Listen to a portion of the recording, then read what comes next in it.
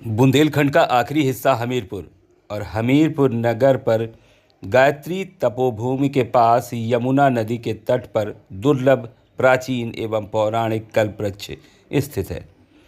इस वृक्ष की ऊंचाई बहुत अधिक नहीं है, परंतु इसका व्यास काफ़ी अधिक है। सितंबर महीने में इसमें सफ़ेद रंग का बड़ा फूल लगता है।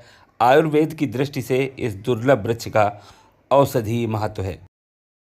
यमुना नदी के किनारे पर कल्प वृक्ष आम लोगों के लिए बड़ा ही रमणीक है। इसकी मोटाई करीब 16 फीट से अधिक है, जबकि ऊंचाई 45 फीट से ज़्यादा है। उत्तर प्रदेश में एक नहीं बल्कि 4 शहरों में यह कल्प वृक्ष अपना आशीर्वाद दे रहे हैं। मान्यता है कि ये कल्प वृक्ष सभी की मनोकामनाओं की पूर्ति करते हैं।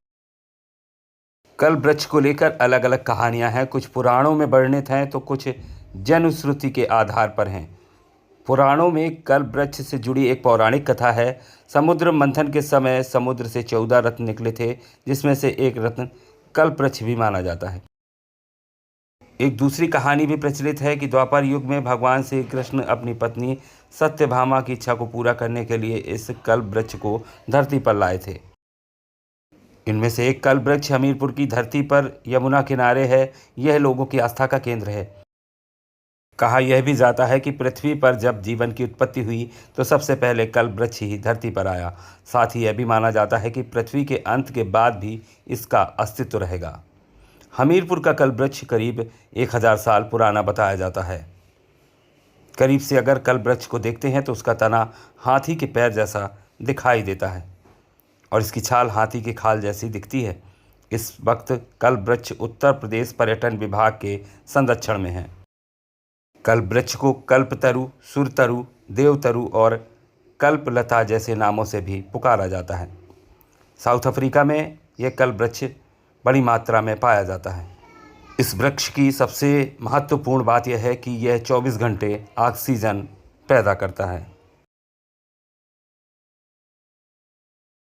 दूर दूर से लोग यहाँ पहुँचते हैं और कल्प वृक्ष पर अपनी मनोकामनाओं के धागे बांधकर मुरादें मांगते हैं। दुर्लभ प्रजाति का यह कल्प वृक्ष उत्तर प्रदेश के हमीरपुर के अतिरिक्त प्रयागराज, बाराबंकी और महोबा जिले में भी स्थित है। महोदय, जो ये कल्प वृक्ष का वृक्ष है तो ये देव वृक्ष की उपाधि में इसका विवरण दिया गया है। और इस वृक्ष की जो इस कलयुग में जो आयु और अवधि का जो आकलन है, इसकी अनादिकाल का विवरण है। इसकी कोई आयु का विवरण ही नहीं है, अनादिकाल का विवरण है। जैसे एक विशाल बट वृक्ष की आयु होती है, उसकी 5000 वर्ष की आयु होती है। इसके जो है अनंत काल का विवरण है।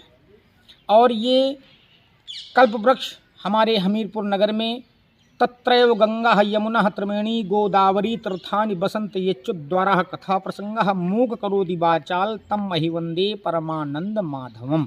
ये हमारे हमीरपुर नगर में यमुना माता के सम्मुख जो है ये देव वृक्ष विराजमान हैं। और यहाँ पर दूर दूर के दर्शनार्थी भक्तगण सेवक भाव से आते हैं और अपनी अपनी कामना को पूर्ण करने की इच्छा से कल्पना करते हैं और उनकी कल्पनाओं की पूर्ति होती है। कल्प वृक्ष दर्शन कर जोई और तन निरोग मन दुखी न हुई। क्या नाम है आपका? के दर्शन मात्र से ही अनेक प्रकार की व्याधियों का नाश हो जाता है और अनेक प्रकार के रोगों का निवारण होता है। मेरा नाम पंडित मनोज तिवारी और मैं यहीं पर कल्प वृक्ष में सेवा भाव में उनकी रहता हूँ।